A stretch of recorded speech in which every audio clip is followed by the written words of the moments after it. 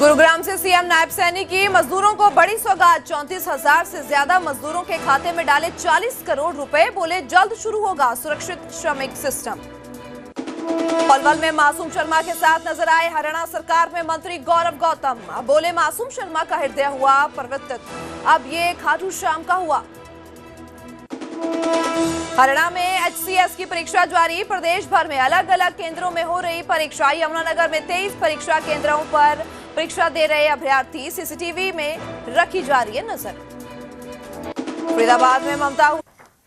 अब बात मुख्यमंत्री नायब सैनी की। सीएम नायब सैनी आज गुरुग्राम के दौरे पर हैं। यहां सीएम ने पहले प्रधानमंत्री नरेंद्र मोदी की मन की बात सुनी और उसके बाद सीएम नायब सैनी ने मजदूरों को एक बड़ी सौगात दी। नायब सैनी ने श्रमिक जागरूकता सम्मान समारोह में पहुंचकर श्रमिकों के लिए चलाई जा रही 29 योजनाओं की राशि जारी की है। करीबन 34,197 लाभार्थियों के खाते में 40 करोड़ की राशि पहुंचाने का काम किया गया है। इस दौरान मुख्यमंत्री नायब सैनी ने बताया कि कैसे सरकार ने न्यूनतम वेतन बढ़ाने का भी काम किया है।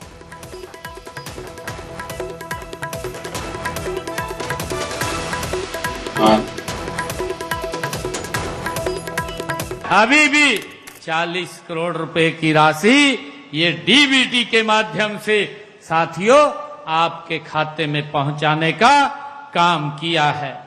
साथियों, मेरा ये मानना है कि अभी भी मेरे काफी श्रमिक भाई बहनों का पंजीकरण नहीं हुआ होगा। साथियों, वे इसलिए इन सरकारी योजनाओं का लाभ नहीं ले पाते हैं। साथियों, मैंने अधिकारियों को कहा है कि सभी का पंजीकरण सुनिश्चित किया जाए। साथियों, अब आपके लिए एक नई योजना वो चलाई जाएगी जिसमें उन भाई बहनों को 1100 रुपए का प्रोत्साहन वो राशि दी जाती है जो पोर्टल पर अपना पंजीकरण साथियों कराते हैं। मैं आप सभी से भी, आपके माध्यम से भी आज सभी श्रमिक भाइयों से ये अनुरोध करूंगा कि आप सभी श्रमिक भाई बहन इस पोर्टल पर अपना पंजीकरण कराएं। साथियों, यह पंजीकरण अंत्योदय हमारे सरल केंद्रों, अंत्योदय भवनों, सभी साथियों कॉमन सर्विस सेंटरों पर, CSC पर साथियों करवाया जा सकता है। आइए हम सब मिलकर के एक ऐसा हरियाणा और एक ऐसा भारत बनाने का संकल्प लें जहां हर श्रमिक को साथियों सम्मान मिले, हर परिवार सुरक्षित हो और हर नागरिक गर्व के साथ ये कह सके कि वह इस देश का, महान राष्ट्र का साथियों एक हिस्सा है। मैं साथियों अंत में एक बात कहना चाहता हूं कि शर्म ही पूजा है। साथियों, शर्म ही पूजा है, श्रमिक ही भगवान है। इन्हीं से चलता भारत महान है। आओ मिलकर यह प्रण करें, हर हाथ को दें ये सम्मान है। साथियों, हमने 10 वर्ष पहले तक कांग्रेस की सरकार थी। साथियों, वर्ष 2005 में वह सरकार जब आई तो आपका न्यूनतम वेतन 2,903 रुपए था और जब हम 2014 में वो गई थी साथियों और हम आए थे तब वह 6,289 रुपए था। साथियों, जब से हमने जन सेवा का दायित्व ये संभाला है तो हमने इस और भी ध्यान देने का काम किया है। साथियों, अब आपका न्यूनतम वेतन 19,425 रुपए हो गया है। साथियों, हम देखते हैं कि कांग्रेस के 10 साल के शासन में यह 2 गुना हुआ था।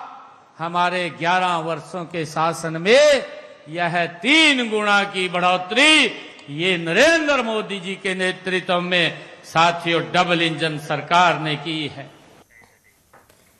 वहीं हरियाणा के कैबिनेट मंत्री अनिल विज ने भी पीएम मोदी की मन की बात सुनी और इसके बाद अनिल विज ने जानकारी देते हुए बताया कि अंबाला में शहीदी स्मारक का जल्द ही पीएम मोदी उद्घाटन करेंगे। और इसी के साथ ही अनिल विज ने जहां पंजाब चुनाव में बीजेपी की जीत का दावा किया तो वहीं राहुल गांधी पर भी निशाना साधते हुए नजर आए। जहां जहां पर लोगों ने बलिदान दिए, जहां जहां पर लोगों ने अंग्रेजों के साथ लड़ाइयां लड़ी, चाहे वो अंबाला हो, मेरठ हो, चाहे झांसी की रानी हो, कश्मीरी गेट हो, तांत्या टोपे हो, कहीं पर भी हो, वो सारे उसमें क्रिएट किए गए हैं, दिखाए गए हैं। क्योंकि आज़ादी की पहली लड़ाई के जो अनसंग हीरोज हैं उनको कभी भी श्रद्धांजलियां नहीं दी गई, इसलिए उसमें श्रद्धांजलि स्थान भी बनाया गया है कि जो हमारे से चूक हो गई कि हमने आज़ादी की पहली लड़ाई के शहीदों को श्रद्धांजलि नहीं दी, वहां जाकर हम उनको श्रद्धांजलि भी दे सकते हैं। हमें उम्मीद है बहुत जल्दी प्रधानमंत्री जी इसका उद्घाटन करेंगे। उधर पलवल में हरियाणा के राज्य मंत्री गौरव गौतम मासूम शर्मा के साथ नजर आए। बाबा खाटू श्याम के जागरण में गौरव गौतम ने मासूम शर्मा को लेकर कहा कि मासूम शर्मा का हृदय अब परिवर्तित हो गया है। लोग कहते हैं कि ये दूसरे तरह के गाने गाते हैं, लेकिन अब ये खाटू श्याम का हुआ है। वहीं इसी दौरान गौरव गौतम सनातन की एकजुटता की बात कहते हुए भी नजर आए हैं। लेकिन कोई नहीं भरोसा जितना मेरे को था, इसकी भी नैया पार करोगे। एक और गाना सुन, इसने भी बाबा पे पूरा भरोसा जितना मेरे को था, इसकी भी नैया पार करोगे। एक और गाना सुनाते भाई ने भाई एक लोग कहते हैं दूसरे गाने गाता, मैं कह रहा हूं इसका हृदय परिवर्तन हो लिया, खाटू बाबा का हो लिया ये भी।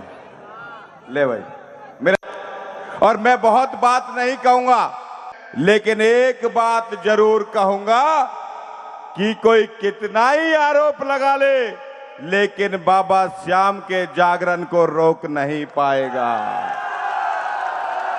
चिंता की आवश्यकता नहीं है, वो हवाई है मामला 8 तारीख तक कर दिया था। आपका आशीर्वाद, बाबा श्याम का आशीर्वाद हम पर है। हम कन्हैया मित्तल भाई आपसे आग्रह करते हैं और बाबा श्याम हमें इतनी साहस और ताकत दे कि हर 6 महीने में आपको बुलाकर पलवल वासियों का आशीर्वाद बाबा श्याम को दिलाओ। हम ये आज जो आप यहां से हमारी बहनों से भी निवेदन करके जा रहे हो कि कुछ भेड़िए जो भेष बदलकर हमारी बहन बेटियों को तकने का काम कर रहे हैं, आज यहां पर बड़ी संख्या में हमारी मातृशक्ति उपस्थित है। उन भेड़ियों को पहचानो जो हमारे धर्म के खिलाफ है, और चिंता की जरूरत नहीं है, हम किसी धर्म के खिलाफ नहीं है, लेकिन कोई हमारे धर्म के खिलाफ बोलेगा तो हम उसको मुंह तोड़ जवाब देंगे। यही हमारे लिए इस सनातन संस्कृति को हम लोग एकत्रित करते हुए चल रहे हैं। यही वो सनातन संस्कृति है जो वसुधैव कुटुंबकम की बात करती है। और लोग हमको कहते हैं कि धर्म के नाम पर लड़ाते हैं। अगर अपने धर्म की बात नहीं करेंगे तो किसके धर्म की बात करेंगे? और ये धर्म 1947 में हमने जो वहां थे वहां और यहां के यहां छोड़ दिए थे, लेकिन कोई नहीं, हमारे लोगों को एकत्रित रहना है। आगे बढ़ते हुए बात करते हैं हरियाणा में हरियाणा सिविल सर्विसेज की परीक्षा जारी है। प्रदेश भर में अलग अलग केंद्रों में ये परीक्षा हो रही है। यमुनानगर में 23 परीक्षा केंद्रों पर HSC की परीक्षा दी जा रही है। सीसीटीवी से परीक्षा केंद्रों पर नजर रखी जा रही है और ये तस्वीरें जहां हरियाणा सिविल सर्विसेज की परीक्षा ये लगातार जारी है और इस सीसीटीवी के जरिए इस पे बता दें कि परीक्षा केंद्रों पर नजर रखी जा रही है। परीक्षा केंद्रों पर पूरी नजर जो कि बनाई गई है। अलग अलग केंद्रों पर देखा जा रहा है, परीक्षा जारी है। फिलहाल टीमें भी यहाँ पे मौजूद है जिनकी ओर से पूरा निरीक्षण किया जा रहा है, जिनकी ओर से पूरी चेकिंग की जा रही है और HCS की परीक्षा की जो निगरानी सीसीटीवी के जरिए की जा रही है। तो प्रदेश भर में अलग अलग केंद्रों में ये परीक्षा हो रही है, तो जिसे पूरा ही सर्विलेंस किया जा रहा है सीसीटीवी के जरिए। तो यमुनानगर से ये तस्वीरें आप देख पा रहे हो। तो आपको बता दें 23 सेंटर्स पे ये एग्जाम हो रहा है और अभी तक जितने भी सेंटर्स किए गए हैं विजिट, उसमें अरेंजमेंट सारी ठीक पाई गई है और काफ़ी पीसफुल तरीके से ये एग्जाम कंडक्ट होने का। कितने तो विद्यार्थी जो पेपर दे रहे हैं और कितना डिप्लॉयमेंट है पेपर प्रॉपर कराने के लिए? ये 9:50 से पहले ये कहना तो संभव नहीं होगा कि कितने विद्यार्थी हैं, मगर संख्या काफ़ी अच्छी है। पहले जैसे 50% से 60% के बीच में एवरेज रहती है, तो कई सेंटर्स पे वो एवरेज ऑलरेडी क्रॉस हो चुकी है। तो अच्छी संख्या में अभ्यर्थियों के आने की संभावना है और डिप्लॉयमेंट के हिसाब से हर स्कूल में जितने नंबर ऑफ कैंडिडेट्स हैं उनके हिसाब से डिप्लॉयमेंट की गई है। यहाँ पे व्यवस्था बहुत अच्छी है, साथ में पार्क भी है, बैठने की सुविधा भी है यहाँ पे। और मैं दूसरा अटेम्प्ट दे रहा हूँ अभी, पहले मैं दे चुका हूँ एक बार और काफ़ी अच्छा तैयारी है, होप कि अगली बार हो जाएगा पास। आगे बढ़ते हुए बात करते हैं, गुरुग्राम में आग का जबरदस्त तांडव देखने को मिला है। एक ही दिन में कई जगहों पर आग लगी है और अब न्यू पाम विहार में भीषण आग लग गई है। कई झुग्गियां आग की चपेट में आई है और सुबह प्लास्टिक फैक्ट्री और गोदाम में आग लगी थी, जिसके बाद एक और मामला ये सामने आया है जहां अब न्यू पालम विहार में भीषण आग लगी है। फिलहाल क्या कारण है इसका पता लगाया जा रहा है, पर एक के बाद एक तस्वीर, जैसे हम पहले भी बता रहे थे कि मामले सामने आ रहे हैं और गर्मी के कारण ये तस्वीरें भी देखने को मिल सकती है और तापमान जो बढ़ता जा रहा है और उस चक्कर में ये तस्वीरें सामने भी आ सकती है। ये भी कारण रह सकते हैं आग लगने का कई जगहों पर और तस्वीरें सामने आ रही है। गर्मियों के आते ही आग का जो प्रकोप देखने को मिल रहा है, मामले सामने आ रहे हैं। झुग्गियों में आग लगी है, अलग अलग तस्वीरें, प्लास्टिक फैक्ट्री में ये आग लगी है और ये जलकर राख हो चुकी है। आग का तांडव अब और भी बढ़ता नजर आ रहा है और ऐसे में अब एक तरफ प्रशासन को भी सख्त कदम उठाने की जरूरत है कि इस दौरान ये जो मामले देखने को मिल रही है, कई जगहों पर ये आग का तांडव नजर आ रहा है। नुकसान काफी हद तक भी होता हुआ नजर आ रहा है। तो फैक्ट्रियों में, झुग्गियों में आग लगी है।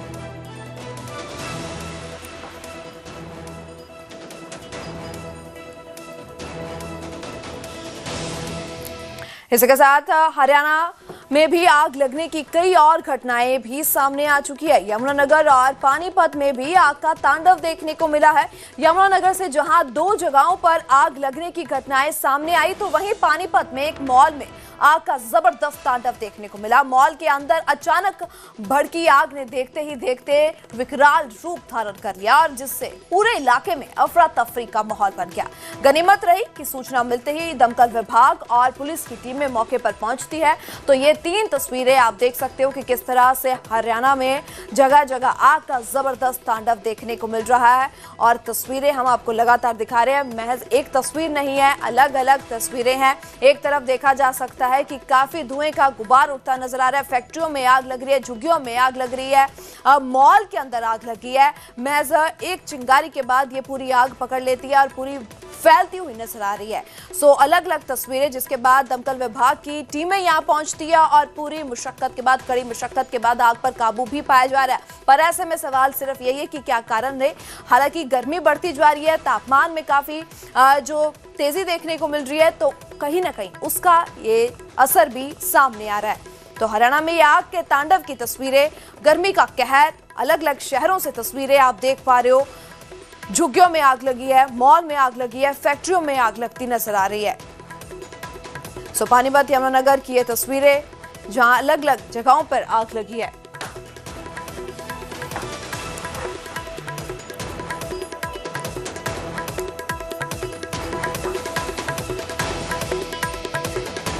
हरियाणा में गर्मी का जबरदस्त सितम जारी है और कई जिलों में तापमान 42 डिग्री के पार पहुंच चुका है। रोहतक में सबसे ज्यादा 44 डिग्री तापमान पहुंच चुका है। फरीदाबाद, नारनौल, सिरसा में 43 डिग्री तापमान पहुंच चुका है और ज्यादातर जिलों में तापमान 40 डिग्री के पार हो चुका है। आपको बता दें कि 2 दिन में तापमान में और भी बढ़ोतरी हो सकती है। तो तापमान में काफी बढ़ोतरी हो रही है, गर्मी का कहर सितम जारी है और पारा 44 से ऊपर भी होता नजर आ रहा है, बढ़ोतरी देखने को मिल रही है। और ऐसे में जो तस्वीरें आपको पहले भी दिखा रहे थे आग लगने की, महज ये मामले भी सामने आ रही है और इसी के साथ गर्मी का असर लोगों पर काफी हद तक देखने को मिल सकता है। और बार बार यही एडवाइस जो कि डॉक्टर्स भी जारी कर रहे हैं कि अपने जितना हो सके बाहर कम निकले और घर में बैठे और ठंडी वस्तुओं का, ठंडी खान पीन का ही प्रयोग किया जाए।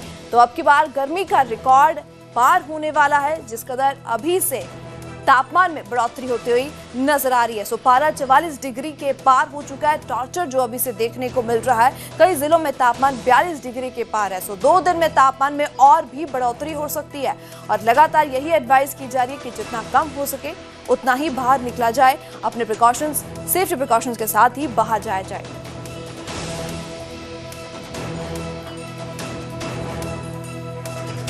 बढ़ती गर्मी के साथ अब मरीजों की संख्या भी बढ़ने लगी है। जींद में अस्पतालों में मरीजों की संख्या काफी बढ़ गई है, जिसके चलते अब स्वास्थ्य विभाग ने लोगों को अलर्ट जारी कर दिया है। अलर्ट जारी कर दिया है। गर्मी का सितम देखते हुए गर्मी बढ़ रही है और इसी के साथ प्रभाव जो लोगों पर भी पड़ता नजर आ रहा है और अस्पतालों में मरीज बढ़ते नजर आ रहे हैं। गर्मी काफी हद तक है, जिसके लोगों पर इसका असर जो सामने आता है। डिहाइड्रेशन और तमाम ऐसी कई बीमारियों के लगने के चलते मरीजों की संख्या में बढ़ोतरी हो रही है।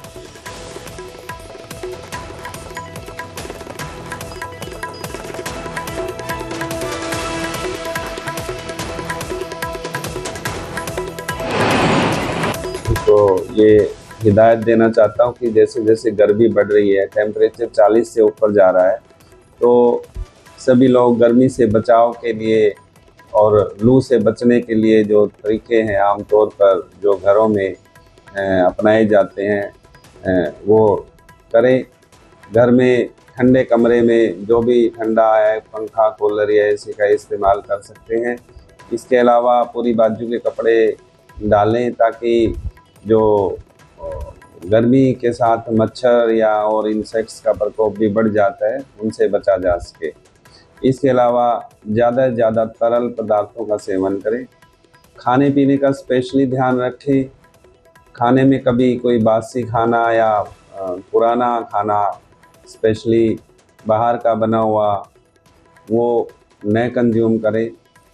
अब बात निकाय चुनाव की करेंगे। हरियाणा में इन दिनों निकाय चुनाव का शोर तेज है। कल नामांकन भरे जा चुके हैं और अब 28 अप्रैल तक नामांकन वापस दिए जा सकते हैं। वहीं अब पार्टियों की ओर से चुनाव प्रचार तेज कर दिया गया है। सभी पार्टियां अपनी अपनी उम्मीदवारों की जीत का दावा ठोक रही है। निकाय चुनाव में पंचकुला, अंबाला और सोनीपत में मेयर के पद के लिए चुनाव होने हैं और यहाँ बीजेपी, कांग्रेस, इनेलो और आम आदमी पार्टी के उम्मीदवार मैदान में है, जिसके चलते अब चुनावों में टक्कर कड़ी हो गई है।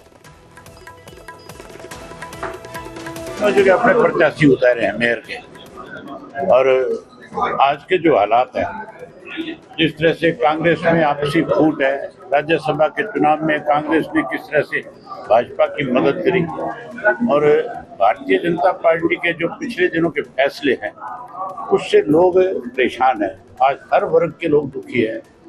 आज व्यापारी दुखी है, किसान दुखी है, मजदूर दुखी है, कर्मचारी दुखी है, इवन पढ़ने वाले बच्चे भी परेशान हैं। तो लोग अब की बार बहुत सोच समझ करके, खास करके पंचकुला का जो मतदाता है वो बहुत ही सोच समझ करके अपने वोट का फैसला करेगा, मत का फैसला करेगा। यहाँ इतने बड़े बड़े स्कैम हुए हैं, तो सत्ता में बैठे लोग किस तरह से उस पैसे को खाने का काम कर रही है, कैसे सरकार उनको बचाने का काम कर रही है। चुनाव इसी मुद्दे पे ही होगा। निकाय चुनाव से पहले हरियाणा कांग्रेस को एक बड़ा झटका लगा है और बीजेपी की ताकत बढ़ गई है। कांग्रेस के पूर्व मेयर उपेंद्र आलूवालिया ने कांग्रेस छोड़कर बीजेपी ज्वाइन कर ली है। खुद मुख्यमंत्री नायब सैनी ने पंचकुला में उपेंद्र आलूवालिया को बीजेपी में शामिल करवाया और इस दौरान बीजेपी प्रदेश अध्यक्ष मोहनलाल बड़ौली भी मौजूद रहे। वहीं मुख्यमंत्री नायब सैनी ने उपेंद्र कौर का बीजेपी में स्वागत करते हुए कहा कि पूरे देश में मोदी के नेतृत्व में भारतीय जनता पार्टी का परिवार बढ़ रहा है। उसके बाद बंगाल का पूरा बड़ा परिवार वो भी बीजेपी में शामिल हो रहा है, कमल का फूल लेकर के।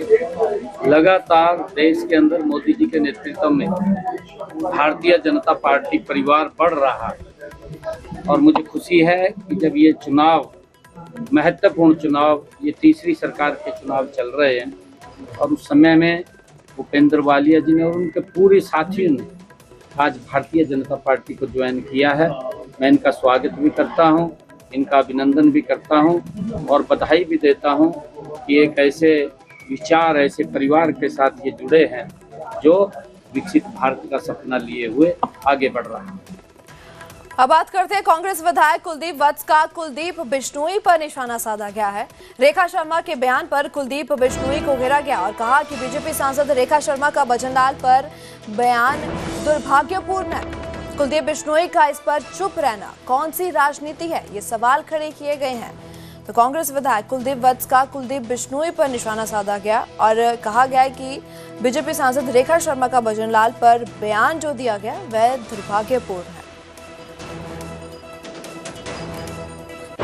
देखिए, मैं उसके कड़े शब्दों में मैं निंदा करता हूँ। चौधरी भजनलाल ने इस प्रदेश की काफ़ी लंबे टाइम तक इस प्रदेश की सेवा की है और सबसे बड़ी बात दुख इस बात का है कि जो व्यक्ति आज इस दुनिया में नहीं है उसके बारे में अगर कोई टिप्पणी करना ये उनका बहुत एक गलत रवैया मैं कहूँ और इस पे बीजेपी ने कड़ा एक्शन लेना चाहिए। और मैं कुलदीप बिश्नोई जी को भी कहता हूँ कि कुलदीप बिश्नोई जी, आप बताएं कि क्या आज कांग्रेस में तो आपका दम घुट रहा था, क्या आज आप अपने आप को सम्मानित महसूस कर रहे हो कि आपके पिताजी के बारे में अगर कोई ऐसा बोलता है, हमें भी इस बात की पीड़ा है, तो कुलदीप बिश्नोई जी को पूछना आपकी उसमें पीड़ा है या उसको नहीं है। कहीं न कहीं मैंने पहले भी बयान दिया था, एक जनप्रतिनिधि रहे हैं, पूर्व डिप्टी सीएम रहे,